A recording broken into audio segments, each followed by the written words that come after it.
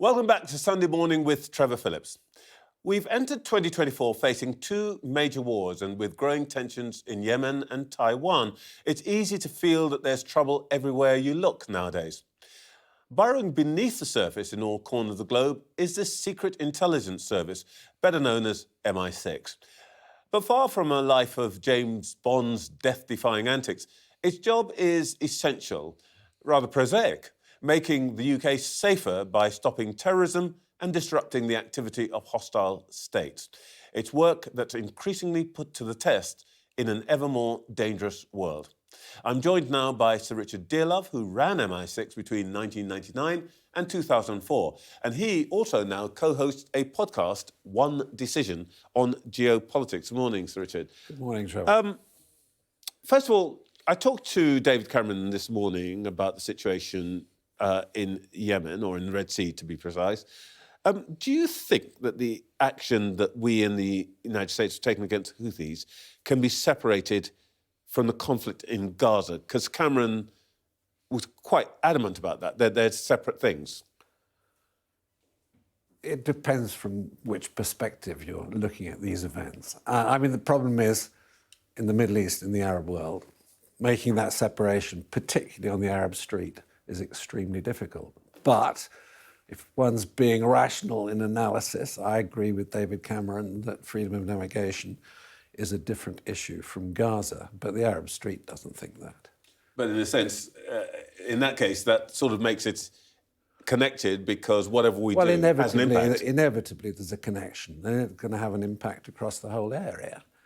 And I think what's extraordinary about Gaza is there's a lot of rhetoric coming from the Middle East about the fate of the Palestinians, but actual action to support them is very limited. The Egyptians don't want to... You mean by Arab states and the Gulf states? Yes. But I think the Houthi are, showing in their minds a degree of, sympathy. That's their excuse. But of course, there's quite a complex perspective internationally that lies behind these events.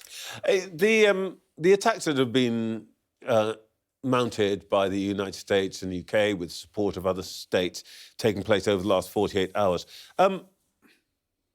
Should we be feeling safer than we did on Thursday?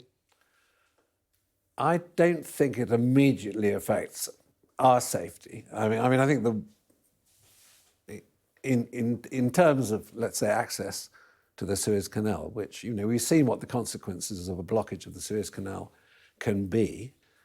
And that's really important if one takes a wider perspective of national security, security of trade, security of global trade. It's really important. But if you're talking about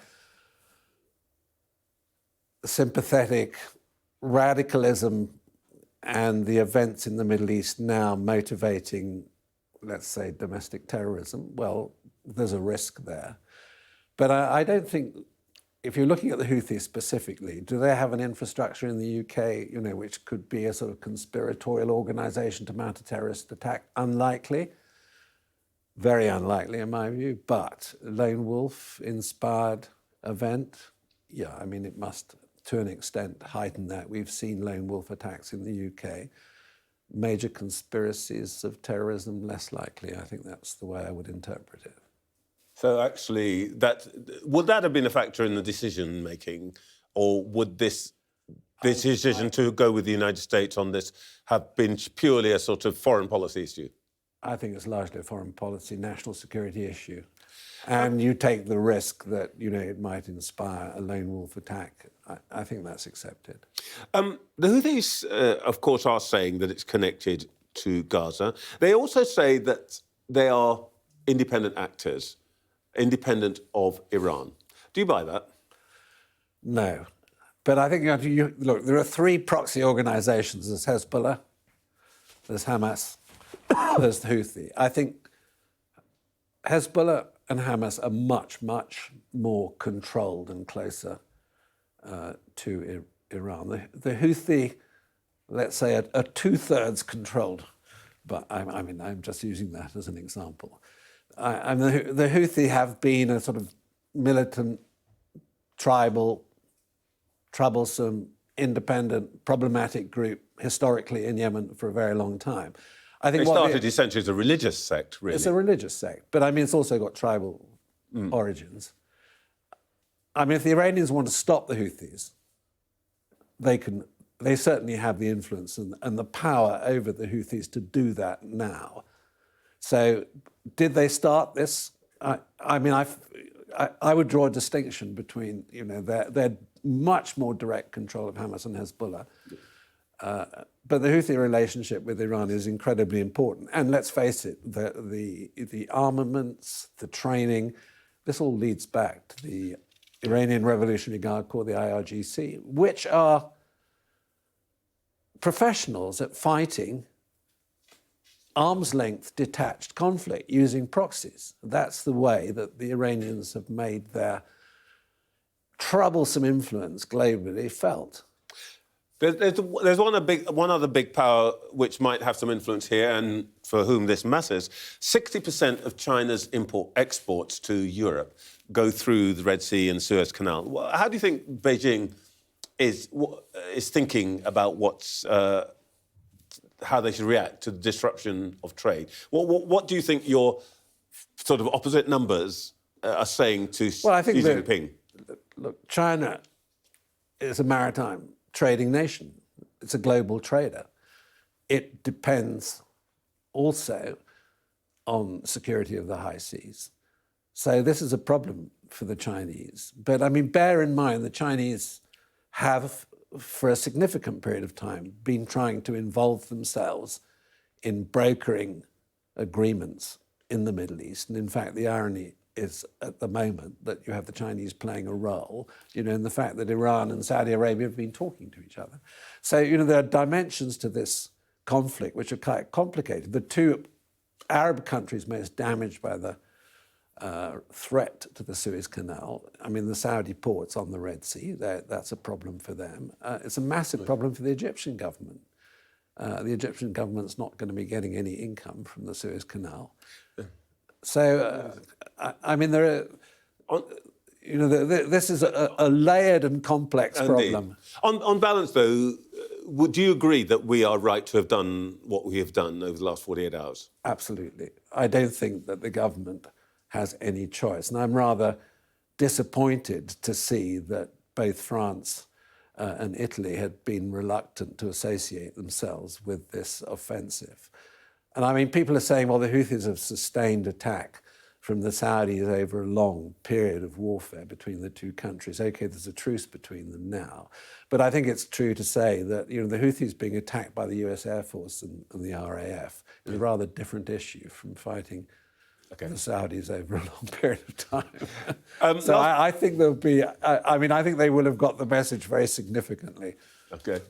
Last question, really. If you were still in your old job, David Cameron said that there are flashing red lights all over the globe. And I guess that they'd be turning to you at the end of one of those long tables in the, that you see in the movies and saying, OK, Sir Richard, it's a year of big elections. We don't know who's going to be in power and so on.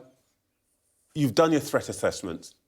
What are the two big threats that we ought to be paying attention to in 2024? Well, seen from an intelligence perspective, the two things we need to worry about are obviously Ukraine and what China's long-term behaviour globally is going to be, particularly in relation to Taiwan and how threatening China is to Western interests. But I think it's important, but I'm not a politician. You have to add a political threat, which I'm worried about, which is Trump's re-election, which I think for the UK's national security is problematic, because if Trump, as it were, acts hastily and damages the Atlantic Alliance, that is a big deal for the UK. We've put all our eggs in defence terms in the NATO basket. If Trump really is serious about, as it were, changing the balance. I mean, the American nuclear umbrella for Europe is, in my view, essential to Europe's security and defence. We will see. But I mean, that's not an intelligence issue. No. This is a political issue. No, I was an intelligence officer, not a politician. Well, you're an intelligence officer, but also an intelligent officer, and so I think we take that serious. I'll tell you what we'll do. As the primary season proceeds, we will come back to you and see whether you see those factors changing. So, Sir Richard, thank you very much indeed for your time. 12 months is a long time in US politics. Indeed. Well, it's actually down to 10, isn't it? It's down to 10.